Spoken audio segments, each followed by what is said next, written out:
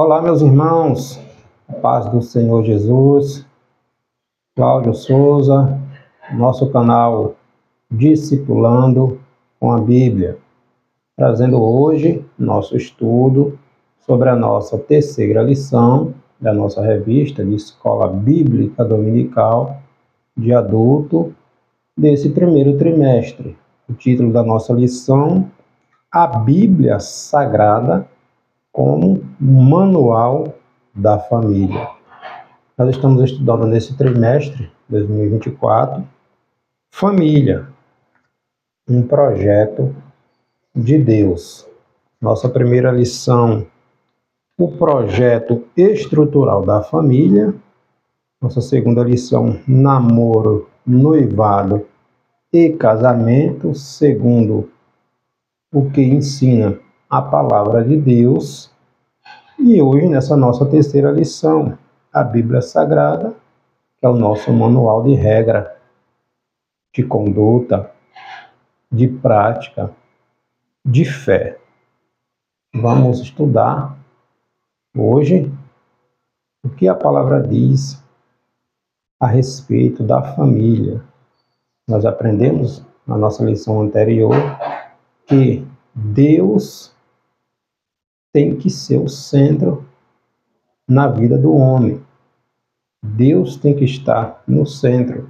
Nós estudamos na nossa lição anterior sobre o noivado cristão, biblicamente falando, como deve ser o noivado cristão, como deve ser o namoro do cristão, como deve ser o casamento.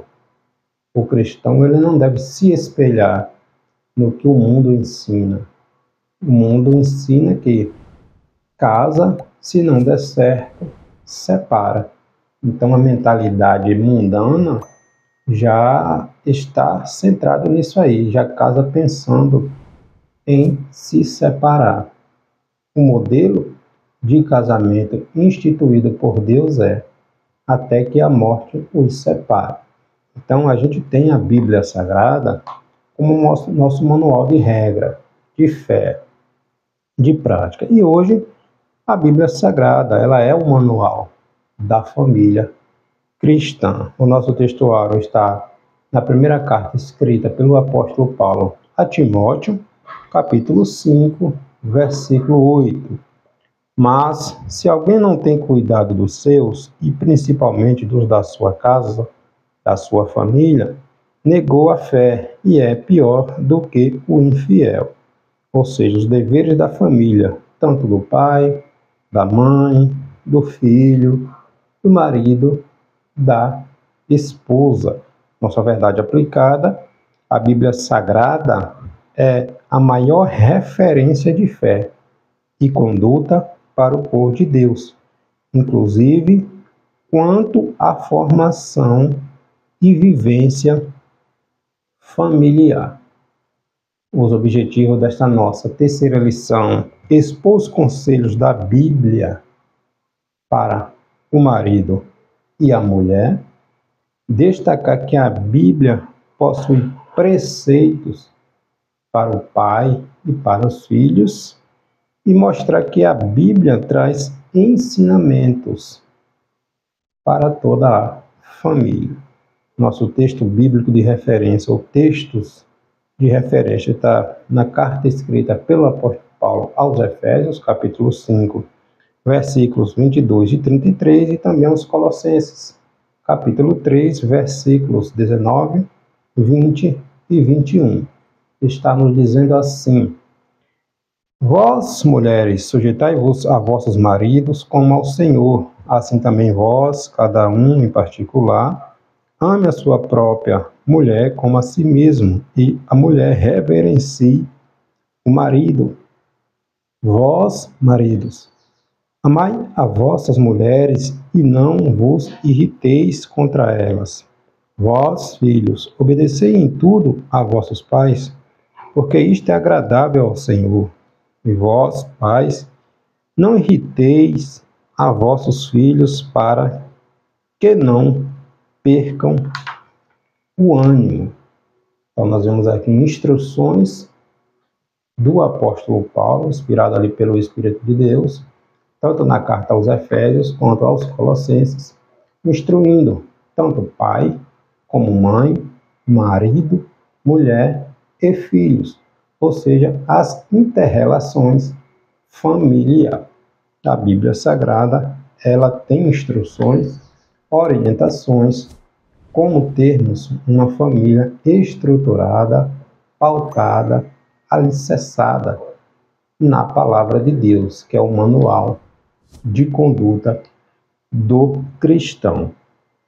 Então, nessa nossa terceira lição, nós estudaremos a Palavra de Deus, pois ela é como luz. Ela é como luz, né? No Salmo vai dizer, lâmpada para os nossos pés, luz para o nosso caminho. É a Palavra de Deus. Então, a Palavra de Deus, ela é luz, ela é guia, ela é referência maior para a formação e o cultivo de um ambiente familiar.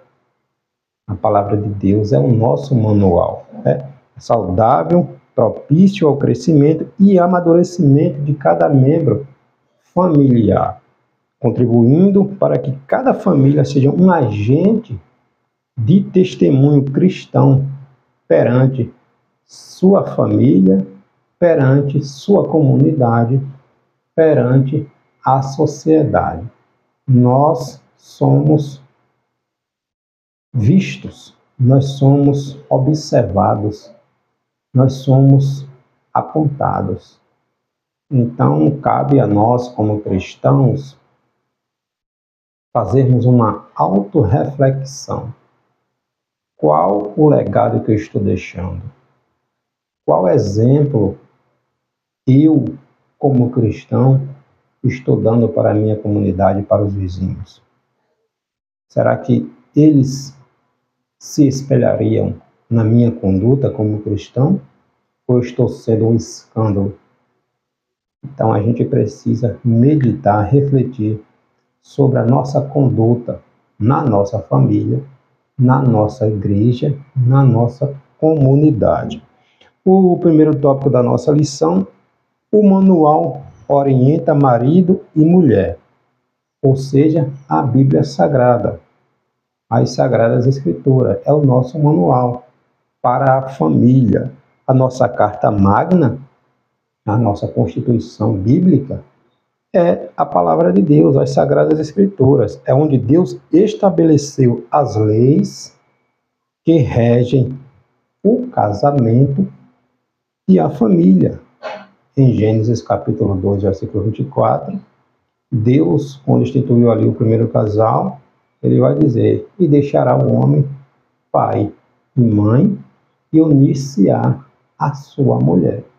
Então, desde o início da história, nós já vemos Deus instituindo o casamento. Nós estudamos aí em lições anteriores, casamento monogâmico, um único parceiro, um único homem, uma única mulher. Deus não criou dois homens nem duas mulheres, né? XX e XY, gênero masculino e feminino. Então, desde o início, Gênesis capítulo 2, versículo 24, Deus instituiu a família e disse, um homem vai unir a sua mulher, deixará a casa de pai e mãe, e vai se unir à sua mulher, e serão ambos uma só carne, ou seja, os dois em um único propósito. O povo de Deus deve também, em relação à família, ter consciência e buscar na Palavra de Deus, a Bíblia Sagrada, os princípios a serem aplicados na vivência diária em família. O cristão, ele precisa ter conhecimento do que a Palavra de Deus diz a respeito de todas as áreas da sua vida. Quando colocamos Jesus no centro da nossa vida, entregamos ao Senhor todas as áreas da nossa vida e aplicamos o que Jesus nos orienta através da sua palavra, a Bíblia Sagrada, para as nossas vidas, bênçãos acontecem, problemas deixam de ocorrer. Não é que não teremos problemas, Mas quando Jesus está no centro, as coisas tendem a se alinhar ao propósito de Deus. E acredite, muitos problemas são evitados quando colocamos Cristo no centro da nossa vida, né? Então, ensinamento para os maridos. Cada marido deve amar a sua mulher e não tratá-lo ou tratá-la asperamente. Ninguém merece. Como diz o ditado popular, um pedaço de cavalo dentro de casa. Um homem e uma mulher grosseiros dentro de casa, né? A grosseria é o câncer que devora o amor. Ninguém suporta uma pessoa rancorosa, amargurada, que só faz criticar dentro de casa. Então, como cristãos, olha a responsabilidade que nós temos como cristãos. A gente é espelho, nós somos observados. Então, que exemplo a gente vai estar dando quando a gente está evangelizando, quando a gente está ensinando, quando a gente está pregando, se a gente não vive aquilo que a gente está ensinando, que a gente está pregando, que a gente está evangelizando? Entende? Então, a conduta do cristão, ele já é um exemplo, ele já é uma evangelização. Um exemplo que ele dá na sua família, na sua comunidade, no seu trabalho, na sua escola, na sua faculdade, na sua igreja. O exemplo que damos com a nossa conduta já é um testemunho. Cabe agora a gente analisar se esse testemunho é para o bem ou é apenas escândalo. Nosso testemunho atrai as pessoas a Cristo ou apenas afasta? Né? Então a Bíblia Sagrada é o nosso manual. Nenhum casamento subsiste a grosseria o tempo todo. Cada marido deve amar a sua mulher como ama o seu próprio corpo. Quem ama a sua mulher, ama a si mesmo, ou deveria, né? Amar a si mesmo, pois ninguém maltrata ou odeia o seu próprio corpo ou a si próprio. Se essa pessoa se odeia, ela precisa de um tratamento, ela precisa de um acompanhamento.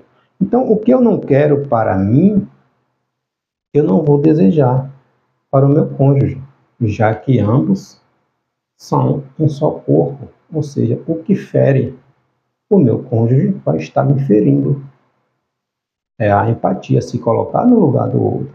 Então, quando Deus vai dizer, deixará pai e mãe, lá em Gênesis capítulo 2, versículo 24, e unir-se a sua mulher, e serão ambos uma só carne, ou seja, aquilo que eu não desejo para o meu cônjuge, ou que eu não desejo para mim, eu não vou desejar para o meu cônjuge, não vou desejar para os meus filhos, para a minha família. Cada marido deve amar sua mulher, assim também como Cristo ama a sua igreja e se entregou por ela de forma sacrificial.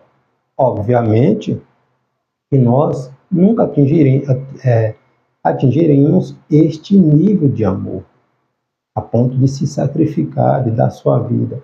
Mas o exemplo aqui é esse, imitar Cristo, ou seja, fazer tudo dentro das nossas possibilidades, para que a harmonia, para que o nosso cônjuge, a nossa família, seja uma família estruturada, abençoada.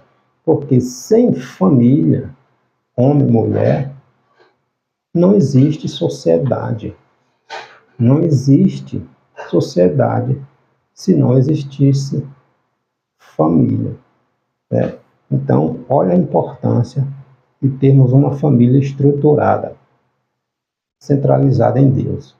O mundo está fazendo de tudo para que este modelo de família instituído por Deus seja desacreditado, deixe de existir. A gente sabe que o mundo está de cabeça para baixo. Tudo hoje é relativo, tudo hoje é permitido, tudo hoje pode ser mudado. E até a palavra de Deus querem ressignificar, dar um novo sentido, mudar, alterar. Porque, como Jesus disse, o mundo já está no maligno. O sistema já está no maligno. Mas a igreja, ela começa em casa, na família.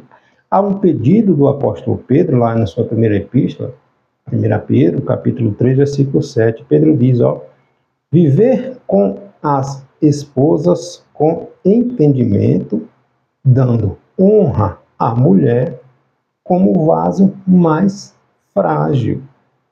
Como vaso mais frágil. É no sentido, obviamente, de mais frágil das mulheres serem mais sensíveis. O vaso mais frágil se refere especialmente tanto ao físico como o estado emocional, psicológico da mulher. Mulher muito mais emotiva, mais frágil do que o homem. Então, o homem, como o provedor, o protetor, ele tem esta incumbência, esta missão de cuidar, de zelar, de protegê-la. Hoje, com este movimento feminista, a ideia que se prega, que se anuncia, que se alarma, é que a mulher ela tem sua independência, que ela não precisa do homem absolutamente para nada.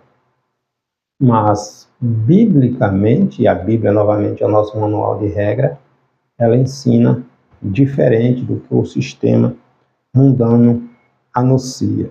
Ensino para as mulheres. A mulher deve ser submissa ao seu marido como ao Senhor.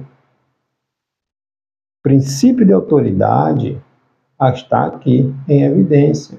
É o princípio de autoridade, de liderança do homem sobre a mulher. A mulher, Deus fez como uma adjuntora, como uma auxiliadora, não para estar abaixo do homem, para estar ao lado do seu marido, porém como um vaso mais frágil, necessita do cuidado, da proteção do homem. O homem é o sacerdote do lar, Então, o homem é o sacerdote do lar, é aquele que exerce a liderança na família, mas a mulher ela é tão importante para Deus quanto o homem. O homem não é superior à mulher para Deus. O homem não tem um cuidado diferente. São todos iguais perante Deus. Porém, dentro do matrimônio, dentro do casamento, existem papéis diferentes. Um completando o outro. A mulher deve respeitar o seu marido, pois ele foi colocado como líder do lar. Assim como Cristo é o cabeça da igreja. Efésios capítulo 5, versículo 23.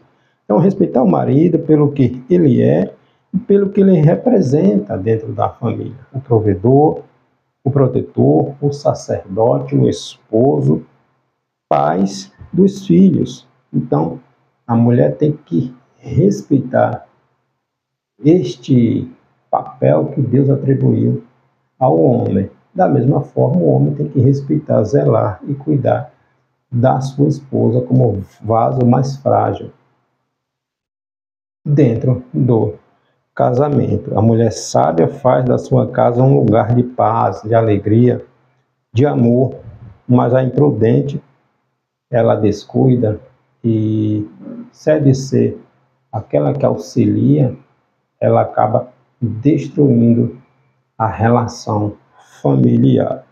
Provérbios, capítulo 31, está falando lá da mulher virtuosa. A mulher virtuosa, ela faz o bem ao seu lar, ao seu casamento. Ela não a destrói ao longo da vida conjugal.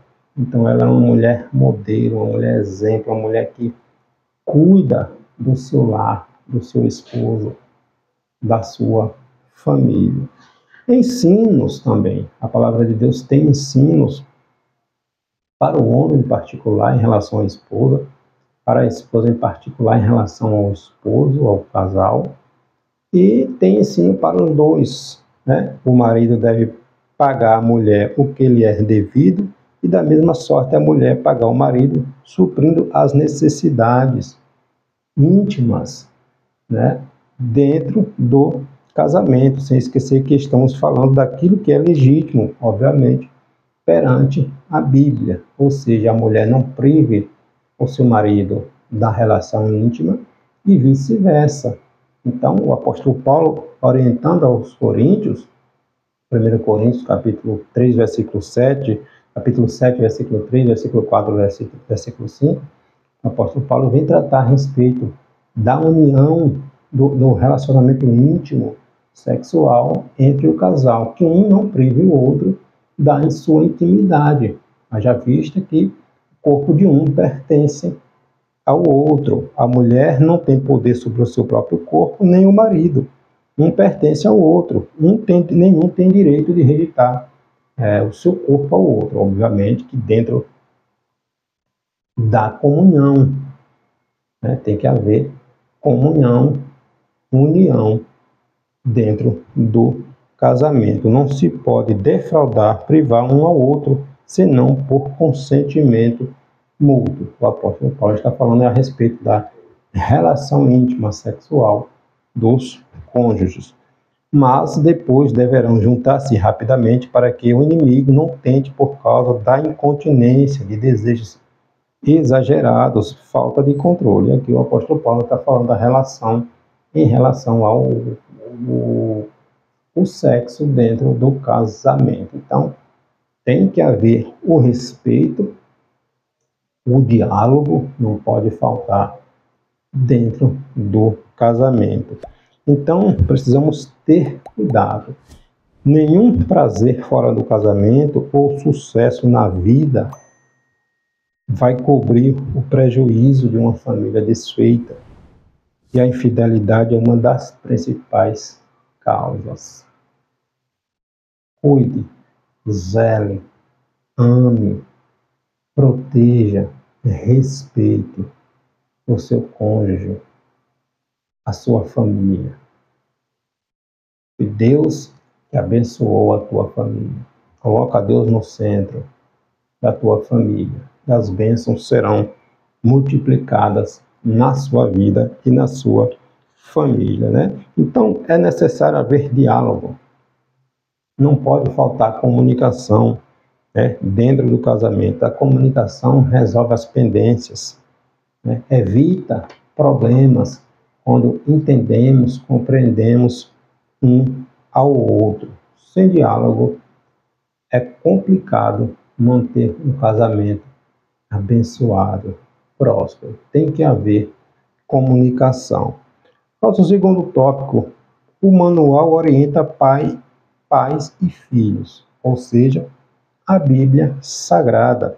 A palavra de Deus está recheada de instruções de como os pais devem criar e educar os seus filhos na admoestação do Senhor e também de como os filhos devem se comportar perante os pais, respeitando, honrando, né, aceitando a disciplina que farão cidadãos fortes, exemplares, sadios nesta sociedade doentia, né? Provérbios, capítulo 22, versículo 6, vai dizer: ensina o teu filho, a criança, no caminho que ela deve andar, para que ao crescer ela não se desvie do caminho.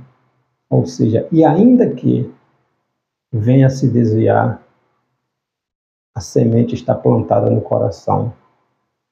Lembra do episódio lá de Lucas, capítulo 15, do filho pródigo? O filho abandonou o pai, foi embora. Mas na hora do aperto, na hora da escassez, na hora da dificuldade, ele sabia que se ele voltasse para a casa do pai, ele tinha abrigo, ele tinha amor, ele tinha proteção. Ele sabia porque a semente tinha sido plantada no coração. Então, ensina o teu filho no caminho que deve andar.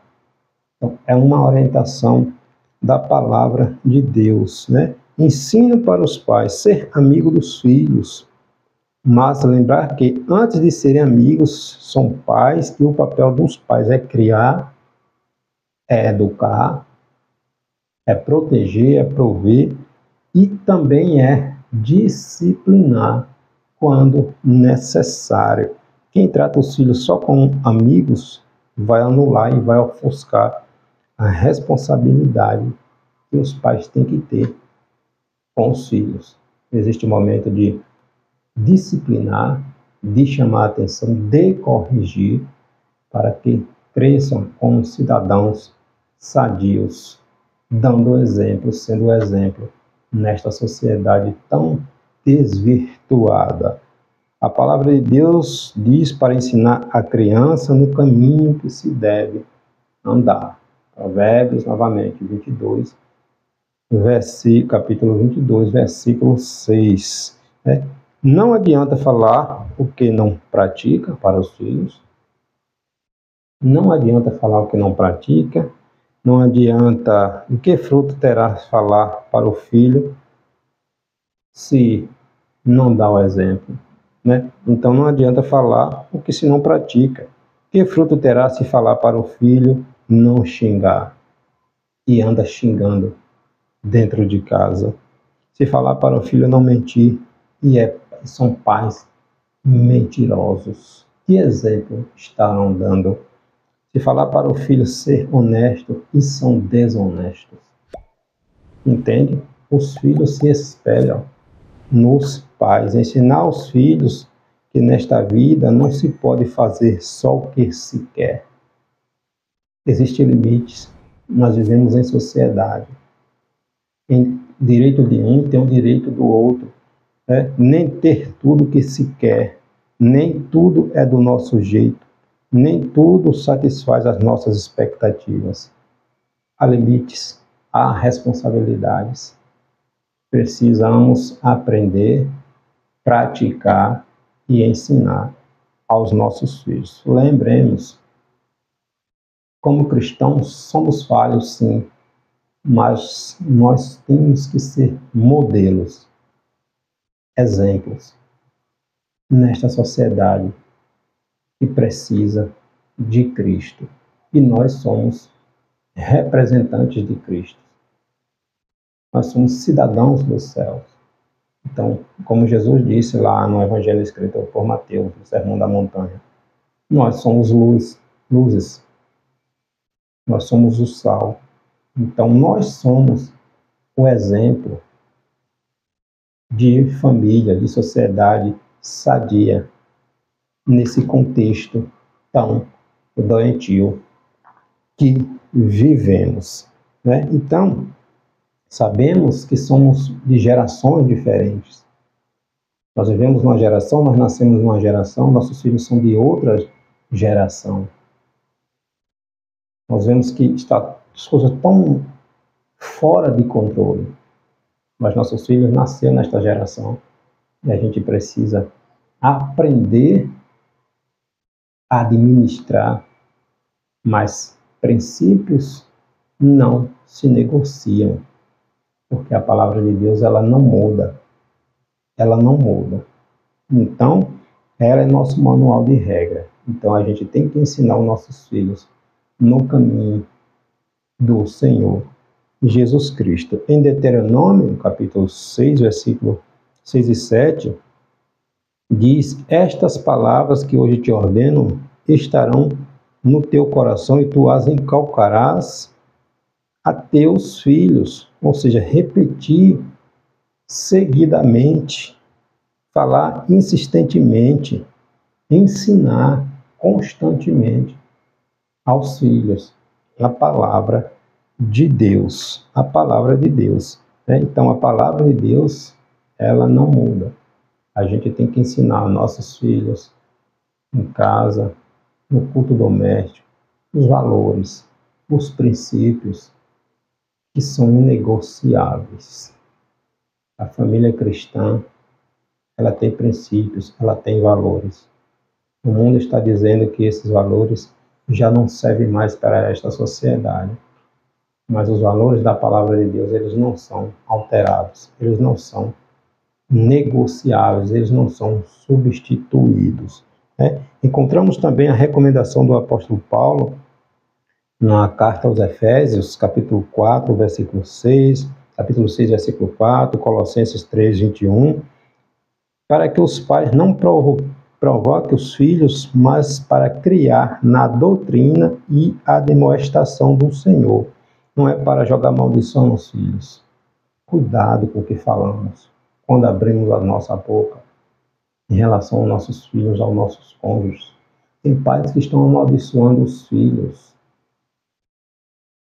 Não mede, não reflete, não pensa antes de abrir a boca, né?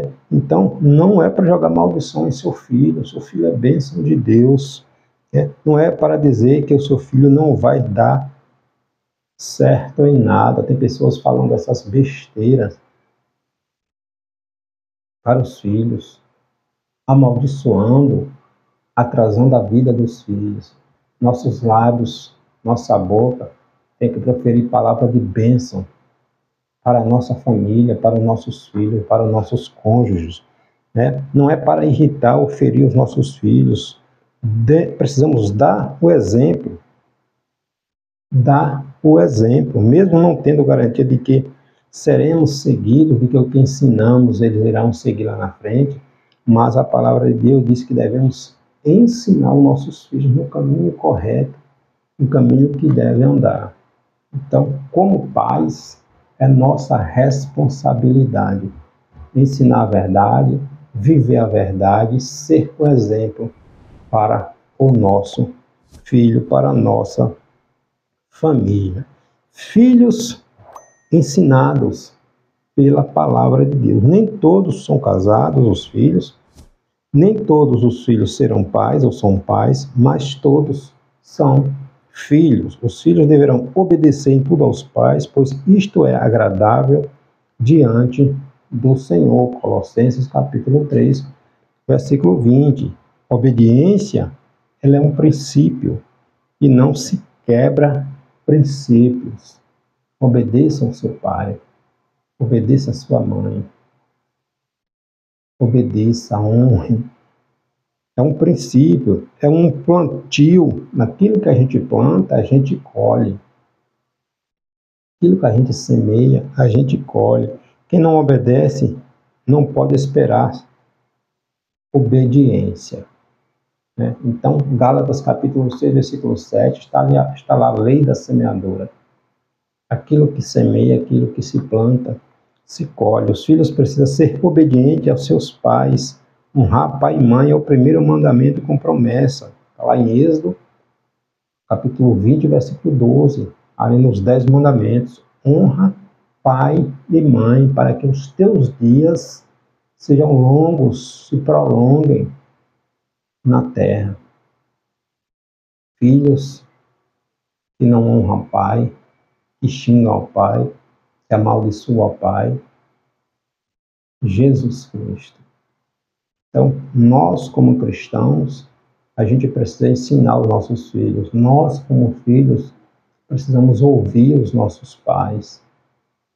Precisamos colocar Deus na nossa vida, irmãos. Deus no centro da nossa vida. Nós estamos vivendo um mundo tão louco, tão fora de controle. Mas a palavra de Deus, ela continua viva, nos ensinando, né? Então, honrar é respeitar, dar dignidade, reconhecer pelo que é, considerar pelo que representa. Muitos filhos não sabem por que sofrem, pois se esquece da lei da semeadura, chamam os pais de quadrados, de obsoletos, de ultrapassados, xingam, maltratam, zombam, escarnecem dos pais, né? Os filhos precisam entender que os pais viveram em outra geração. Então, cuidado, filho, com o que você deseja para o seu pai, com o que você fala para os seus pais, né? Provérbios capítulo 30, versículo 11, está lá uma observação. Cuidado com aquilo que proferimos, que desejamos para os nossos pais. Muitos filhos abandonam os pais quando estes ficam velhos, colocam seus pais em asilos e abandonam, deixam lá, esquece do trabalho que deram aos pais, do cuidado, das noites de sonos perdidas, do sacrifício que os pais fizeram por você. Se esquece. Parece que não ficarão velhos, não irão envelhecer. Não adianta encher a cara de botox, fazer plástica disso e daquilo. A velhice chega. Para todos, a velhice chega. O pastor Valdir Alves de Oliveira, o pastor vai dizer: eu não conheço um filho sequer que tenha sido desobediente aos pais que tenha felicidade completa na sua vida. É a lei da semeadura. Muitos filhos não sabem por que sofrem e nada dá certo em suas vidas, mas basta lembrar de como tratar os pais que acharás na lei do plantio a resposta. Quando Deus diz, honra pai e mãe, isto é muito sério. Honra pai e mãe para que se prolonguem os teus dias na terra. Isto é muito sério. É muito sério. A palavra de Deus, ela não cai por terra. Vemos filhos morrendo cedo porque zombam, escarnecem, maltratam os pais. Mas a lei da semeadura, ela é certa. Ela não falha. Filhos e pais devem respeitar, viver respeitosamente. Existem muitos filhos órfãos de pais vivos, pais ausentes e negligentes, não os acompanham nos estudos, não sabem o que eles estão precisando, não os ouvem. São pais dentro da família, mas que são ausentes. Não conversam com os filhos e vice-versa. Os filhos criados com amor, carinho e atenção geralmente serão bondosos e não se perderão no mundo depravado que vivemos. Quando um filho é respeitado e tratado diferenciado, normalmente será obediente e honrará os seus pais. Então, quando damos o exemplo, quando somos o exemplo, nossos filhos seguem nossos exemplos. Cuidado, vamos ter cuidado com as redes sociais. Pais e filhos precisam ter cuidado, né? Elas estão distanciando as pessoas dentro do próprio lar, dentro da própria casa. A família moderna está se transformando em um grupo de estranhos, todos ilhados dentro da mesma casa. Existe uma canção do grupo cristão Novo Som, que diz: há tanta gente ao meu redor e eu procuro e não encontro ninguém para conversar. Então, as famílias estão vivendo assim. Estão dentro de casa, mas ilhadas, cada um no seu mundo. Não se comunicam, a não ser pelos aparelhos eletrônicos. Que mundo é este que estamos vivendo? Os pais não dão atenção aos filhos, nem os filhos aos pais. Não conversam mais, não se sentam à mesa durante as refeições, né? Os pais deverão ser espelho para os seus filhos. Os filhos olharão mais a vida dos pais do que escutarão as suas palavras. Então, qual é o exemplo que estamos dando para os nossos filhos? Qual o exemplo que estamos dando? Chegamos em casa, conversamos com nossos filhos, abraçamos, falamos que amamos, ou simplesmente chega em casa, já vai para as redes sociais, vai um para o canto, outro para outro, e não se conversa, não há comunicação. Vamos olhar para a palavra de Deus. Não adianta falar e não fazer, não adianta proibir, não explicar, não adianta mostrar para os filhos algo que não acontece na prática. Quem não ensina primeiro a si próprio não obterá êxito ensinando os outros. Entende? Então, o nosso maior exemplo é a nossa maneira de viver, de fazer, de falar, colocar em prática, não apenas exigir aquilo que não fazemos. E para a gente fechar, o manual a Bíblia Sagrada orienta para uma família sólida. A família sólida é aquela que tem consistência, é durável, é estável. Ela é edificada na rocha que é Cristo. Por isso ela é segura, não se desfaz facilmente com as crises, com as tempestades, com os ventos contrários. Problemas toda família enfrenta, toda família tem, né? Mas quando estamos estruturados, alicerçados, quando há comunicação, quando há diálogo, quando há respeito um para com o outro, vencemos essas adversidades. E a vida de casado, de casa do casal, enfrenta, né? Então, a Bíblia tem ensinos para uma vida familiar duradoura. O casamento ele não tem prazo de validade. É até que a morte os separe. Daquilo que Deus ajuntou, não separa o homem. Mateus capítulo 19, versículo 6. Então não é casar pensando em se separar. Nós vemos isso na nossa lição anterior. Namoro, noivado e casamento. Não é casar pensando em se separar.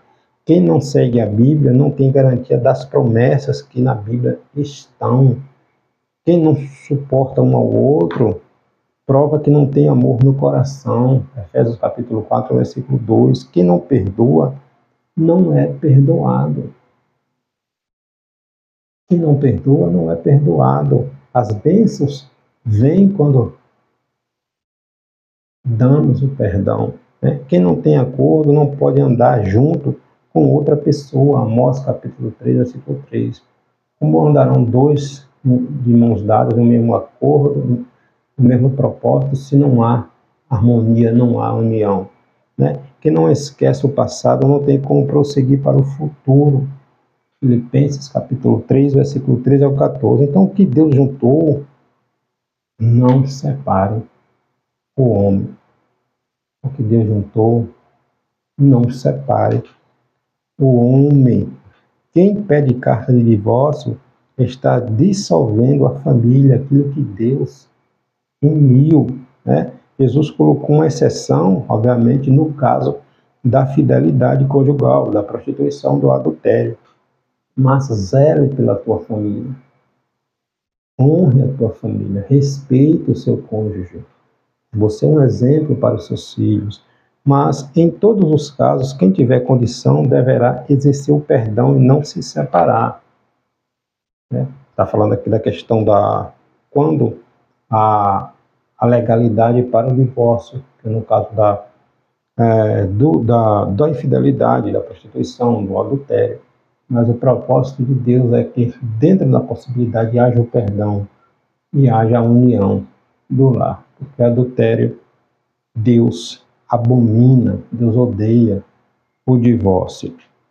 Moisés não instituiu o divórcio, ele permitiu para respeitar o homem na sua decisão humana, por causa da dureza do coração. Ou seja, naquela época, naquele tempo, os homens estavam deixando as mulheres, principalmente aquelas que não podiam gerar filhos, e casando com outras. E estas que ele havia casado ficavam presas a eles e não tinham direito a uma outra vida. Às vezes um homem não procurava essa mulher, mas para o contato, para a intimidade, e a mulher não poderia se envolver com outro homem, porque seria adultério, mas ela ficaria presa àquele homem por resto da vida. Então, por causa dessas atitudes, dessas situações, Moisés autorizou da carta de divórcio, né? Então a falta de perdão põe tudo a perder no reino espiritual.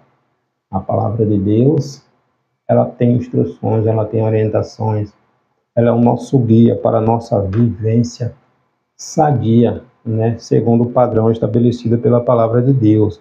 A Bíblia tem ensinos para uma vida familiar estruturada. Famílias estruturadas não é porque não tem crises, mas porque as crises são vencidas, as barreiras são ultrapassadas, não é porque não tem ventos contrários, tempestades, enxurradas, problemas, mas tem um alicerce que lhe dá sustentação, porque estão edificadas sobre o ensinamento dos apóstolos, que está alicerçada em Jesus Cristo. Mateus capítulo 7, versículo 24. Não é porque não tem conflitos, discussões ou discordâncias, insatisfações, mas elas são superadas com sensatez e prudência, com respeito, com amor. Né? Então, famílias têm problemas, famílias passam por momentos de turbulências, mas quando há o respeito, quando estão unidos num só propósito, nada abala a união da família. Os conflitos não podem se tornar uma coisa normal no casamento, mas fazem parte num relacionamento. São duas mentes diferentes, são duas personalidades diferentes, mas que juntos, num só propósito, um perdoando o outro, um respeitando o outro, Deus estabelece a sua bênção sobre o casal. O que determina um casamento e uma família estruturada é a disposição e a persistência no enfrentamento dos problemas pelos cônjuges. Qual o casamento que não tem crise, não enfrenta problema? Todos, né? As crises devem ser encaradas como amadurecimento e experiência que servirão de exemplo para as futuras gerações, para os nossos filhos, para os nossos netos. Né? Quem não vence as crises não tem uma história para contar. Né? Então a Bíblia Sagrada tem ensinos para a vida familiar, para que esta vida familiar seja testemunho nesta sociedade relativista. O nosso relacionamento será espelho para muitos. O nosso exemplo de vida conjugal contagiará nossos filhos, netos, pois eles precisam ganhar interesse pelo casamento. Se o nosso casamento só tem problemas e os nossos filhos e os nossos netos estão observando e vivendo esse problema, estão relacionados, presos, participando desses problemas, como vão desejar um casamento, uma vida conjugal desta maneira, se não estamos dando exemplo? Se não estamos dando exemplo, né? Então precisamos ser o exemplo para os fiéis. 1 Timóteo, capítulo 4, versículo 12. Sempre discutiremos as nossas diferenças e resolveremos as nossas divergências quando houver longe da vista dos nossos filhos. Precisamos administrar o nosso lar com sabedoria, né? Sempre discutiremos as nossas diferenças, resolveremos as nossas divergências longe dos filhos e de outras pessoas, principalmente de vizinhos e irmãos da igreja. Novamente, casais passam por esses momentos em que um tem uma opinião, o outro tem outro. Mas quando há um respeito, quando há o amadurecimento, quando há a compreensão, os dois chegam num propósito para que a família, o lar, a união não se desfaça e Deus seja glorificado no seio da família. Quando tiver que resolver algum conflito, faça com educação, faça com respeito, Faça com a verdade. Não eleve o tom da sua voz. Seja calmo, seja moderado, né? Conversem em lugares apropriados, reservados, sempre respeitando o ponto de vista um do outro e, se possível, chegando ao consenso, sem brigas, sem brigas. É necessário ter equilíbrio emocional, equilíbrio psicológico. Não eleve o tom da sua voz quando estiver conversando, quando houver um desentendimento com o seu cônjuge. A melhor solução é o diálogo, é o respeito, um respeitando o outro, né? Então, pela nossa responsabilidade, postura, harmonia no nosso casamento, nós seremos chamados para aconselhar outros casamentos, outros casais e famílias, e as pessoas gostarão de estar ao nosso lado e procurarão sempre que possível apoio em nós. Então, quando somos exemplos, as pessoas se espelham em nós e Jesus é glorificado nisto. Quando Deus nos usa para abençoar casais, para aconselhar outros casais, porque família está no coração de Deus. Então, Deus nos abençoa, nos usa para sermos bênção na vida de outras pessoas. Mas quando o nosso casamento, nossa casa é uma casa desestruturada, desequilibrada, onde só há desentendimento, só intriga, só há brigas, que exemplo estamos dando, né? Então, em tudo o que fizermos ou na vida que levarmos, vamos deixar a luz do Espírito Santo brilhar para esta sociedade, né? Em testemunho vivo que somos do Evangelho de Cristo. Então, nós somos modelo, nós somos exemplo, nós somos espelhados, nós somos apontados, né? Então, a palavra de Deus como nosso guia na formação, no cultivo e vivência familiar, ainda que não seja possível a vivência familiar em um ambiente totalmente isento de problemas, porque famílias têm problemas, contudo é possível desfrutar da bênção, da presença do Senhor, da providência do Senhor, da proteção do Senhor, do socorro do Senhor na nossa família, na nossa casa, no nosso casamento, o tempo todo. Quando Deus é o centro da nossa vida, problemas a gente enfrenta, mas a gente tem estrutura, amadurecimento, equilíbrio emocional, espiritual, psicológico, para enfrentar as adversidades, as opiniões contrárias e chegar num consenso em que a harmonia impere e o nome de Jesus seja glorificado. Então, que Deus abençoe a tua família, Deus abençoe o teu cônjuge, Deus abençoe o teu casamento, os teus filhos. Não esqueça, o diálogo no casamento é o maior remédio. Converse, coloque Deus no centro e você, sua família, serão bênçãos na vida de outros. Deus abençoe.